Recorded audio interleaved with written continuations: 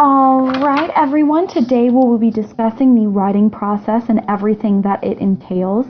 From planning to publishing and everything in between, each step is important when writing a paper. The end product becomes a well-organized, thought-out essay or paper.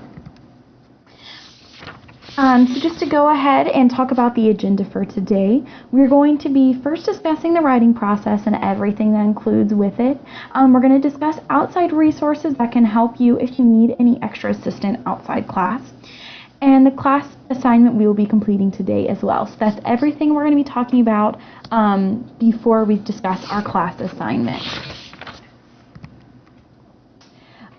So the writing process draws on 5 main steps: pre-writing, drafting, revising, editing, and publishing. So pre-writing is where you state your thesis and you write out an outline for your paper. The next step, drafting, is to put your ideas into sentences. We don't need to worry about grammar or spelling. This is writer-centered. So what do you know? This is the information you're going to be including in the draft.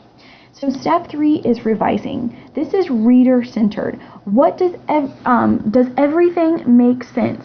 Was your organization effective, and did you show enough support? So these are some of the questions you need to be asking yourself when you are revising your paper. So editing is different. This is where you check your grammar and spelling. Editing is the very last step before you print. And notice how I capitalize this. This is very important that you really look closely at your grammar and your spelling.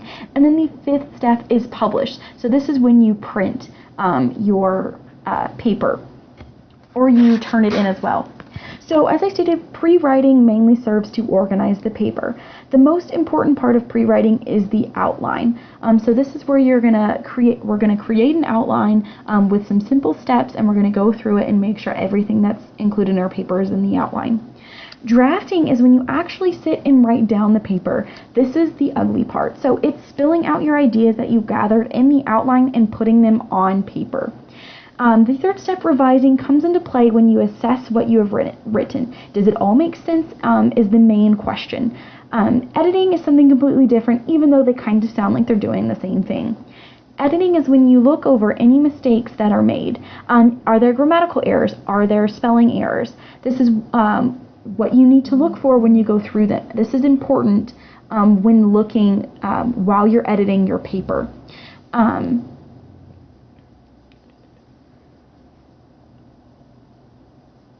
The final step is publishing, or printing and submitting. Do not forget to turn in all of your hard work. It would really stink to put in that effort into each step and then miss turning it in. So you really need to remember, out of all of these steps, that you need to publish your paper. Now let's just go ahead and discuss each process just a little bit more in depth. So pre-writing is the brainstorming process, which is why I included a picture of a brain with lightning bolts coming out of it. This is the part where you need to figure out what you are trying to argue. This is going to be your thesis statement.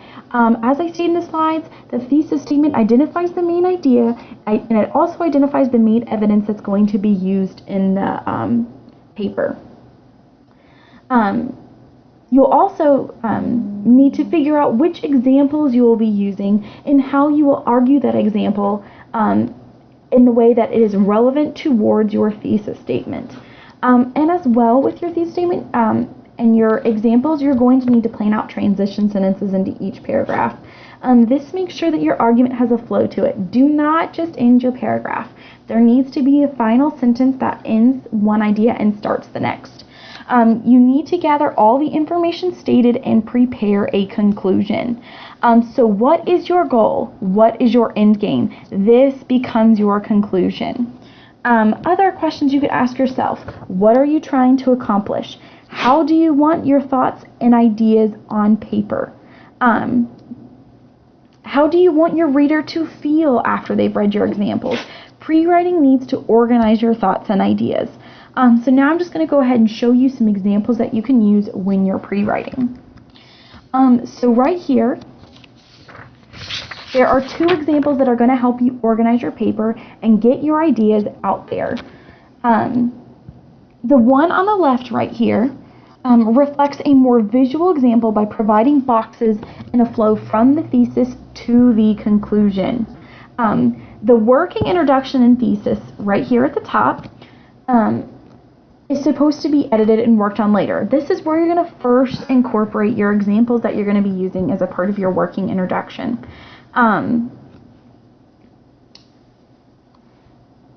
Then after you've created your working thesis your working thesis and your working introduction, you're going to go ahead and input them here into your 3 examples.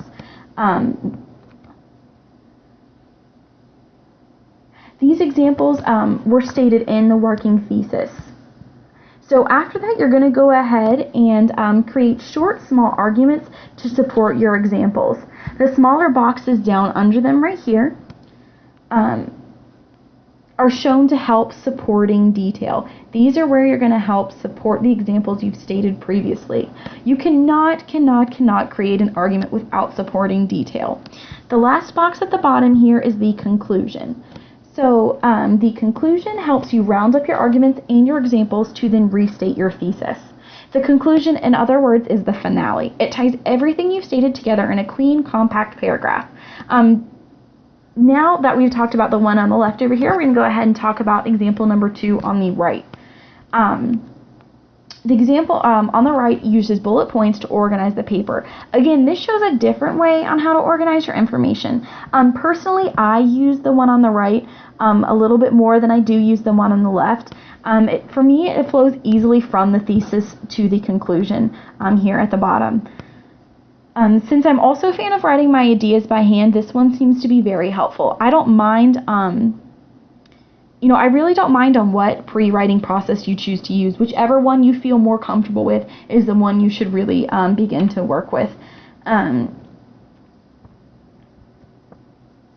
Even if it's not one listed up here, if you have another idea on how to organize your ideas, you can go ahead and use that one with me. Just go ahead and clear up before you do.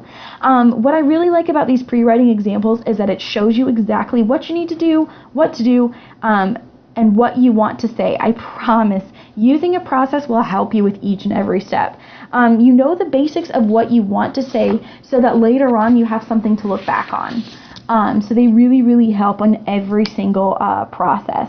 So now that we've talked about pre-writing, you need to be able to know what starting your first draft is and everything that entails with a first draft. So drafting.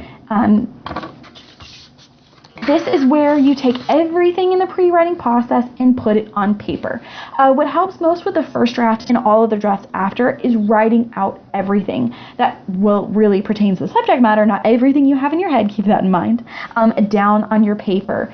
Use reference to the pre-writing draft that we discussed earlier. So what examples, evidence, and layout do you want to use? But don't stop. Even if it sounds terrible, you need to write it down. And I mean everything. This is what I mean by suggesting word vomit right here, okay? You're really going to vomit words onto your paper. You're going to put everything out there, all right?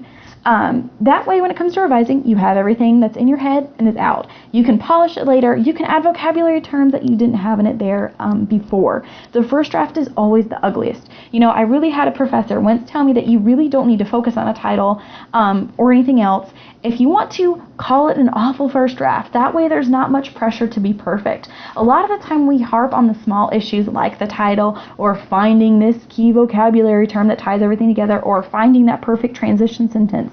But you really don't need to focus on these in the draft session. We really just want you to focus on the content that you're putting in the paper. So this right here is going to be an example of what your draft should kind of look like. The first draft doesn't have to be written like this one is here, but I've included it so you can see the kind of word vomit on their essay.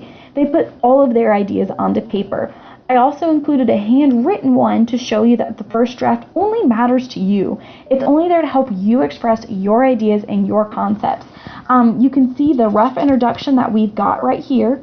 And then it moves on to the body that shows their examples and what they stated in their thesis up above here. And then at the end you have your conclusion right here. which summarizes the final idea. The work around the paper shows the revising and editing process. I don't want you to focus on the outside of the paper, but the content, like the contents that are all on the inside of the paper. I just wanted to show you that first draft, or what any other draft would really look like, so you can really look at like the process that certain people go through. So revising. Besides the actual writing, revising is the most important aspect, which is why I capitalized it right here, of the writing process.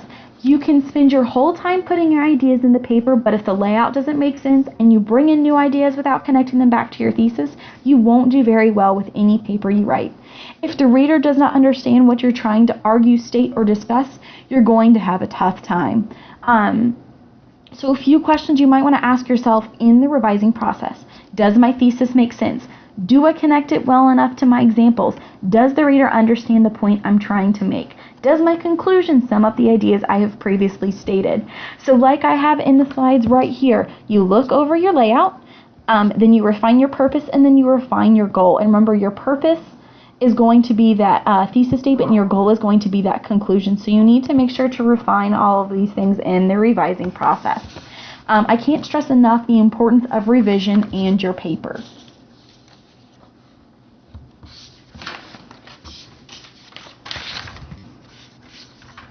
Alright, so now we've moved on to an example of revision as well. This is the example of the paper being revised. Note the purple pen right here along the sides and as well as the bottom of the paper. There are notes suggesting that the structure is great, excellent, and then it's also missing a concluding sentence right here. So revision focuses on the main idea stated in the paper, like the structure, like conclusions of your ideas. So does this paper connect their ideas to the conclusion? Does the paper have a natural flow? That is what you're trying to focus on during the revision process. And trying to revise your essay. There's also notes on word usage here in green, as well as some grammar changes, but that's going to be the next step, which is editing. So editing. Now we're kind of in the home stretch. Editing is the final step before you submit your paper. This is where you really need to examine your writing. Are there lots of spelling errors or grammatical errors? This is where you polish. All of your information at this point should be organized in a manner that makes sense. All of your information should be stated and should connect your thesis to your conclusion. Make sure you're editing on a platform that feels most comfortable for you. Some people really like working on a digital format like a computer. They like being able to mark out certain words, put something else in. They really like the easy access that a computer gives them without having to make a messy paper or anything like that. However, some people really like using a printout before they edit. I personally like this one more. I really enjoy being able to take a pen, marking through something, editing something, circle any issues with them. Like you see down here, they're circling your and how they're using it. It gives you an opportunity to correct them, and it also kind of gives you a break from staring at a screen. If you've been writing your paper on a laptop, your eyes are really going to start hurting. You're going to start wanting to rush through things, and you're not really going to be focusing on it as much. So taking that break, printing off that paper, and then going through and editing that paper by hand is really helpful to try and go through and really check on your grammar errors. So I really advise maybe trying to take it off the computer screen if you're really having trouble editing after you've been writing everything.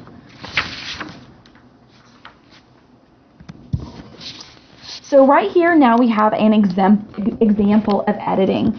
In editing, you really need to focus, like I said, on the grammar errors.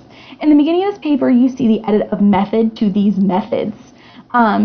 And you also see specific being crossed out to specifically focused. So these are going to be examples that you see of grammar and spelling editing. These might seem like small edits, but they improve the flow and meaning of the essay. Editing is very, very important. You can lose major marks by not correcting grammar and spelling errors.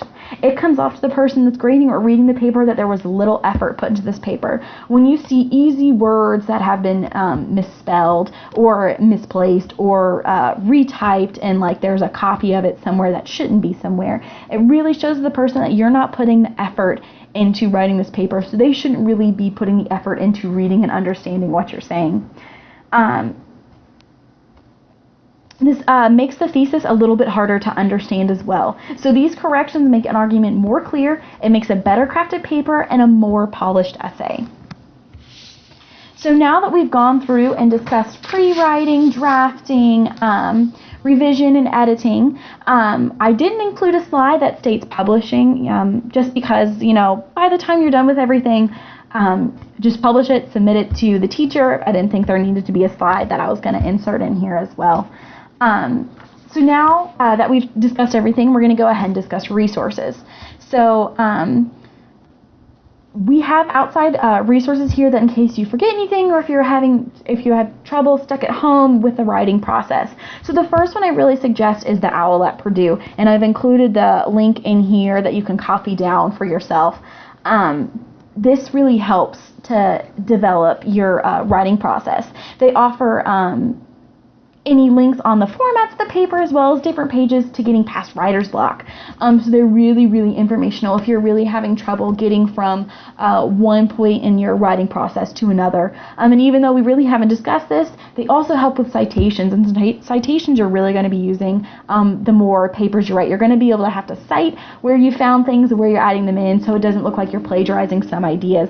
So OWL at Purdue really helps you with the APA, MLA, Chicago-style citations as well. And then another resource I've listed here is Wikipedia. However, you also see that I have bolded and capitalized. Do not use Wikipedia as a citation for anything.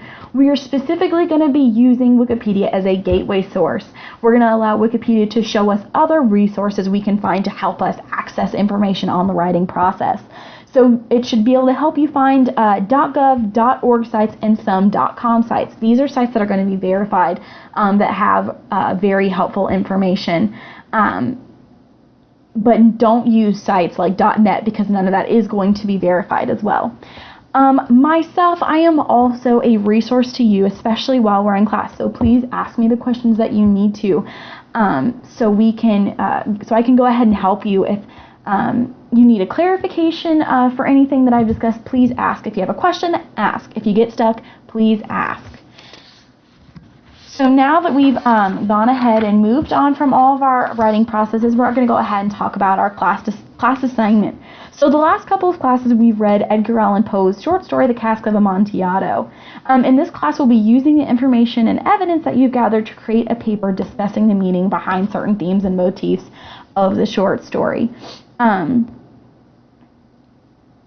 So what I have here is a writing prompt, and the writing prompt states that the message the author is sending, what is the message the author is sending to the reader? And a couple of questions that I have under it to really help you dig deep into the meaning behind this. What does Poe suggest about humanity?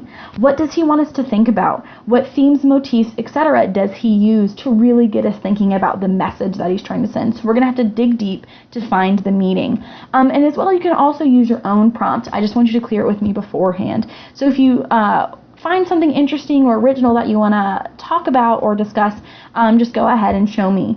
So we're using this information. We're going to go ahead and create our pre-writing outline that'll be helped to use for your final paper. So we're going to go ahead. Let's just quickly go back to the pre-writing outlines. So right here we have the two examples. You can choose from the two examples, so you can either choose the one on the left or the one on the right. So remember, your main idea right here is what message is the author sending to the reader. So we need to go ahead and create the thesis statement of the main idea that you're going to be arguing in your working introduction, or we're going to suggest it right over here. You're going to find your examples that you're going to be using in your argument. That's going to be right here as well. And then your arguments that you're going to talk about, and then the supporting details you're going to be working with. You're also going to be searching for the conclusion, and you're going to bring together all of your arguments today. So we're going to go ahead and flash back to the last slide. All right, just to keep your mind thinking about the message right here. So what we're going to go ahead and do is, now that the PowerPoint is over, we're going to break them into groups less than 4, or you can work by yourself if you choose to do so, to go ahead and create your pre-writing assignment.